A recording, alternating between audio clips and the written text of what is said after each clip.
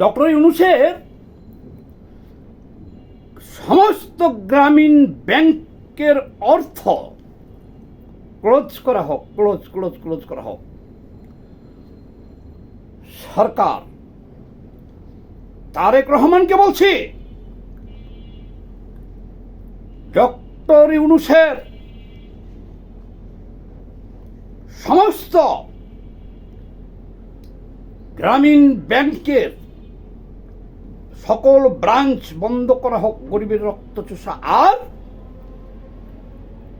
এই টাকা দিয়া আমার সারা বাংলার যত শিশুরা মারা গেছে, এ পর্যন্ত ৮০,০০০ শিশু কিন্তু আক্রান্ত আছে। যদি 10% মারা যায় তাহলে কিন্তু ৮,০০০ চলে যাবে। আর যদি আক্রান্তের সংখ্যা বেড়ে যায়, মহামারী হয়, তাহলে কি হবে বুঝতে পারছেন? দ্রুত এই সুদখোরের সুদের ব্যবসা বন্ধ করতে হবে। আর এই গ্রামীণ ব্যাংকের ৬৬৬ কোটি টাকা তো সেই দিনও সরকারের কাছ থেকে নিয়ে গেছে, সে নিজের ক্ষমতায় বসে। আর ২০২৯ সাল পর্যন্ত সে গ্রামীণ ব্যাংকের সমস্ত সরকারি হিসাব কিতাব ক্লোজ করে রেখে গেছে। এই ব্যাংক থেকে সরকার কোনো ট্যাক্স পাবে না, ফ্রি। এরকম ফ্রি সে এরশাদের কাছ থেকে নিয়েছে, বেগম জিয়ার কাছ থেকে নিয়েছে, শেখ হাসিনার আমলে ১৯৯৬ থেকে ২০০১ তখনও নিয়েছে। হাতে পায়ে ধরে কান্দাকাটি করেছে, মতিয়া আপা কাছে যে পায়ে ধরেছে দেখেছি। তো এইরকম সব ভিক্ষা শিক্ষা করে নিয়ে সেই টাকা বাংলাদেশের এই হতদরিদ্র মানুষের টাকাগুলো নিয়ে যে ইউরোপ আমেরিকার ক্লাবে ক্লাবে লুটাইছে, নোবেল কিনছে, আমেরিকার বিল ক্লিন্টন, হিলারি ক্লিন্টন এদের নির্বাচনী ফান্ডে ডোনেট করেছে, ফ্রান্সে ডোনেট করেছে। টাকা কোত্থেকে আসে? ঘাপাই আসে? এই ব্যাংকের সুদের হিসাব কেউ জানে না। গ্রামীণ ব্যাংকে ১ লক্ষ টাকা এক বছরে ৩,২০,০০০ টাকা হয় সুদে। আসলে ৩,২০,০০০ টাকা হয়।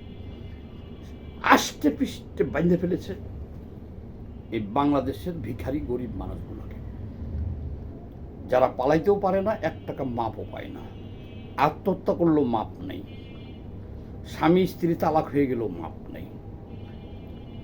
পৃথিবীর কোনো ব্যাংকেই, বাংলাদেশ তো বটেই, ১০০% কখনোই আদায় হয় না।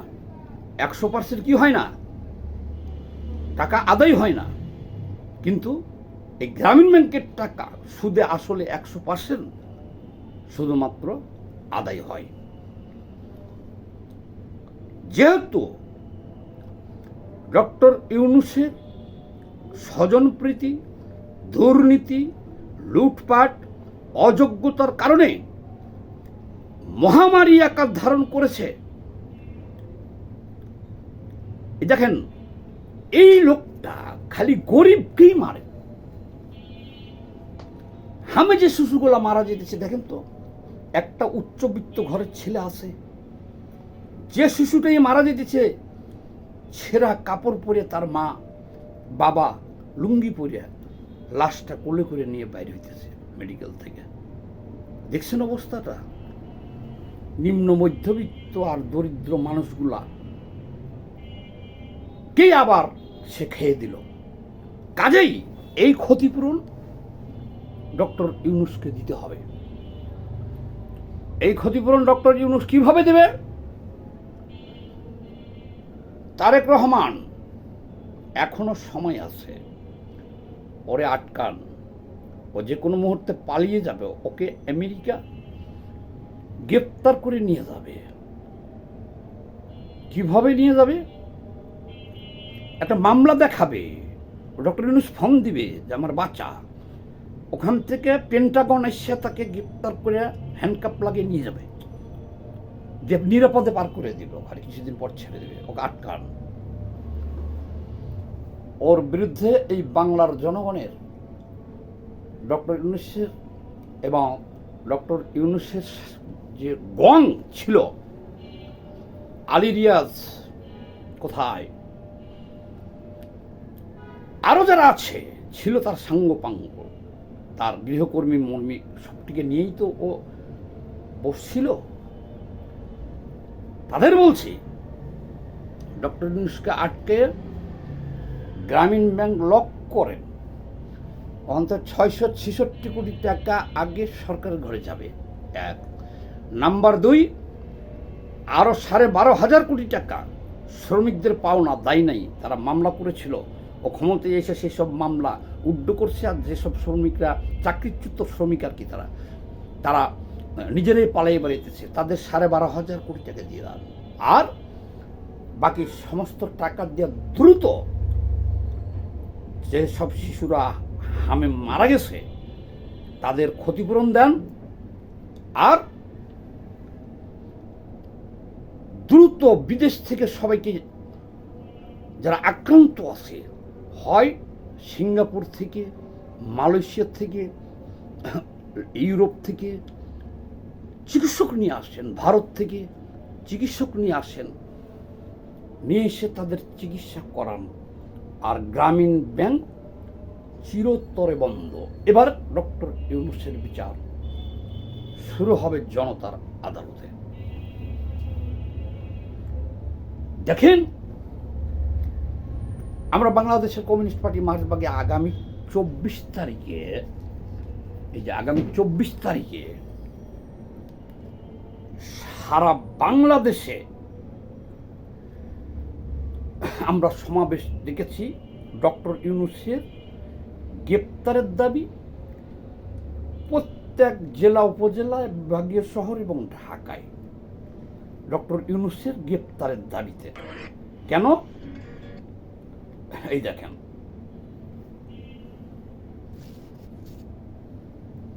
সমস্ত জেলা, উপজেলা, থানায় বাংলাদেশের কমিউনিস্ট পার্টি মার্ক্সবাদী সমাবেশ, বিক্ষোভ।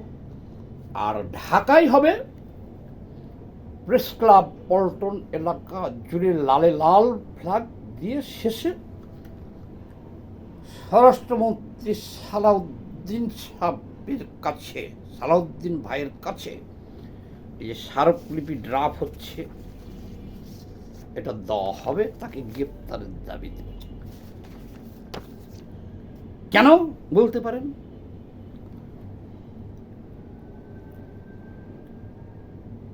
সে ক্ষমতা ছেড়ে চলে যাবে নির্বাচনের 3 দিন আগে। সে কি কারণে ভারতের সাথে এই চুক্তিটা করলো, দেশের সর্বনাশটা করলো? ভারত তার প্রয়োজনে বাংলাদেশে এখন সৈন্য সমাবেশ করতে পারবে। ভারত তার প্রয়োজনে, বিশেষ প্রয়োজনে বন্দর ব্যবহার করতে পারবে, সৈন্য সমাবেশ করতে পারবে। বিমান আনার দরকার নেই, তাও বিলিয়ন বিলিয়ন ডলারের বিমান, তার ভাঙ্গা চূড়াগুলো আমাদের কিনতে হবে আমেরিকা থেকে। কি করব ভাই, আমরা বিমান দিয়ে আমরা ভাত খেতে পারি না? কার লগে যুদ্ধ করব আমি? বিলিয়ন বিলিয়ন ডলারের অস্ত্র কিনা কার লগে যুদ্ধ করতে পারবেন আপনি? আমাদের এখন যা অবস্থা, বারবার লোকের যুদ্ধ করলে পিটিয়ে মারে হেলবো বাঙালিদেরকে। তো আমরা ভালো আছি, কেন যুদ্ধ লাগবে? মায়ানমারের সাথে যুদ্ধ লাগলে পরে আমরা শেষ হয়ে যাব। ভারত দুর্গা ভারতের দিকে চক্ষু তুলে আমেরিকা কথা বলে না, কৌশলে কৌশলে চলে। সমস্যা আছে। পারমাণবিক শক্তিধর, বিশ্বের 5ম বৃহত্তম অর্থনৈতিক রাষ্ট্র পাকিস্তান, একটা ভিক্ষুক রাষ্ট্র। পাকিস্তানের শালারা বেশিরভাগে আমার সম্বন্ধী, এখন উপরে যারা আছে সম্বন্ধী হয়, দেখেন না চেহারায় মিল আছে পাকিদের সাথে আমার। তোমরা আমাদেরকে পারমাণবিক বোমা দিবা না। তোরা খাস ভিক্ষা করে, পাকিস্তানের 4 কোটি মানুষ সারা বিশ্বে ভিক্ষা করে, শালা তোরা পারমাণবিক বোমা চালাবি কি দিয়া? তোরা একটা মেরে দেখে না পৃথিবীর কথা। তোরা একটা পারমাণবিক বোমা ইরান রে দে, ইরান রে দে, ফিলিস্তিন রে দে, শুয়োরের বাচ্চা পাকি খানকি ছেলে, তোরা বাংলাদেশকে দিতে চাস কেন? আমরা চাইছি এই শেখ হাসিনা পতনের পর থেকে কতবার এসে বলতেছে জঙ্গিরা যে আমার ভাই তোরা এই পারমাণবিক বোমা লিঙ্গা লিঙ্গা লিঙ্গা। আরে চোদনার ঘরে চোদনা, আমার ফিলিস্তিনের ভাইয়েরা মরে সাফা হয়ে গেল। আহা, সাফা সাফাই কিরকেরে 1.5 লক্ষ তো মারলো এই 1 বছরে, 1.5 লক্ষ। তুই হামাসরে দে না একটা বোমা, তুই হুতিরে দে না একটা বোমা, তাইলে তো হুতে ফেলে পৃথিবীর মানচিত্র থেকে তারা টেরও পাইব না। ইসরায়েল একটা রাষ্ট্র ছিল, পরের দিন আমরা লিখব কাগজে, আমি লাইভ করব, ওখানে ইসরায়েল একটা রাষ্ট্র, ইসরায়েল ছোট্ট রাষ্ট্র, মাঝখানে একটা পারমাণবিক বোমা মারলে ওটা পরের দিন আর ওখানে থাকবে না, নামই থাকবে না। চোদনার প্রথমে ফিলিস্তিনদের দিতে পারো না, হুতিদের দিতে পারো না, এই যে ইরান ধ্বংস করে দিতেছে তুমি ইরানরে দিতে পারো না। পাকিস্তান যদি জারক সন্তান না হইতো মিয়া, তাহলে তো ইরানের হাতে অস্ত্র থাকতো। গোপন কারবার, গোপন কারবার। হ্যাঁ, সদিচ্ছা থাকলে এটা কোনো সমস্যা? আমেরিকার বাবা ঠেকাইতে পারবো? ইরান তো অলরেডি 30% না 40% ইউরেনিয়াম, এটা বোমা বানাইতে গেলে 90% কমপক্ষে সমৃদ্ধকরণ করতে হয়, তার মধ্যে 40% তারা নিজেই এত অবরোধের মধ্যে করে ফেলছে। তোরা যদি বাকিটুক গোপনে তোদের দেশে করে খালি চাল ডাল আলু পটলের ভিতরে করে পার করে দিতে খামেনি রে, তাহলে তো খামেনি একলাই কাফি করে দিত। তাহলে তুমি বদমাইশি চোদাও, আমাদেরকে সাধো, কারণ জানে যে বাঙালিরা আমাকে চোদবো না, আমরা যদি মাং না আমাকে বউ বিটি দিয়ে দিই তাও তারা লাগবে না, কারণ 1971 তারা এটা কাট আপ করে দিয়েছে, শেষ, নিব না তারা। পারমাণবিক তো দূরের কথা, বললাম না বউ বেটি সোনা দানা সব পাকিয়ে দিলে আমরা নিব না। এই জন্যে আমাদেরকে ঘুরে ঘুরে তারা দিতেছে, আমাদেরকে ঘুরে ঘুরে দিতেছে। দেখেন না কতবার বলতেছে তোরা নে ভাই, তা আমি তো জায়গা দেখাই দিলাম, তোর দেশ না কেন ওখানে? ওখানে দেয় না কেন, দেয় না জানেন? আরে মেয়ে দেওয়ার ক্ষমতাই তো নাই।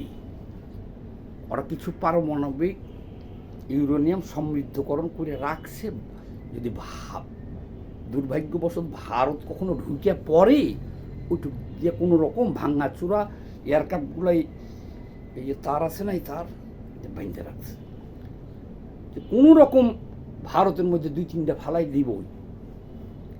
এর বাইরে পারমাণবিক অস্ত্র মেইনটেইন করা, এটা ব্যবহার করা, এটা অনেক বড় ডেঞ্জারাস ব্যাপার, অনেক বড় ডেঞ্জারাস ব্যাপার। এই জন্য বলছি, যে কথা বলতেছিলাম যে গ্রামীণ ব্যাংকের এই যে হামে যত রোগী মারা যাচ্ছে, আক্রান্ত হয়েছে, ডক্টর ইউনূসকে আটকান।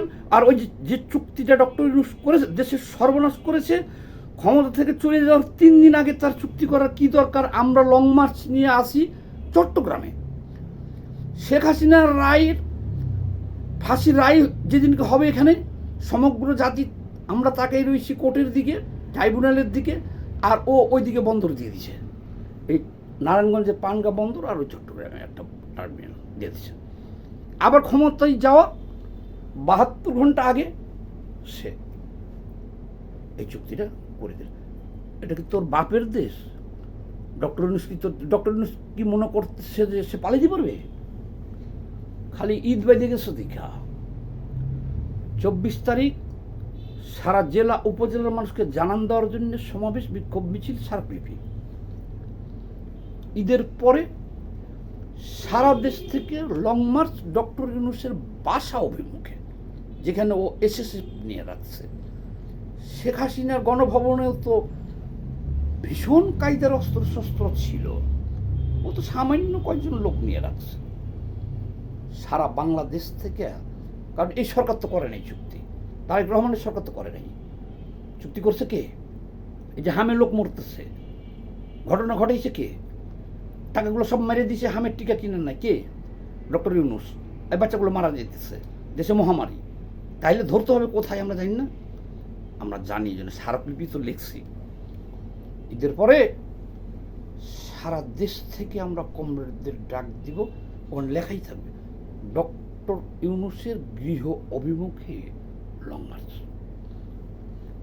ওই দিন ফাইনাল হবে, আওয়াজ তুলতেছে, ওই দিনকে ফাইনাল হবে। অল্প মদে হয় না নেশা, গেলাস ভরে দে সাকি, অল্প মদে হয় না নেশা, পুরা বোতল দে। একটু বেশি বেশি করে ভাইরাল করে দেন, সবাই বেশি বেশি করে ভাইরাল করে দেন।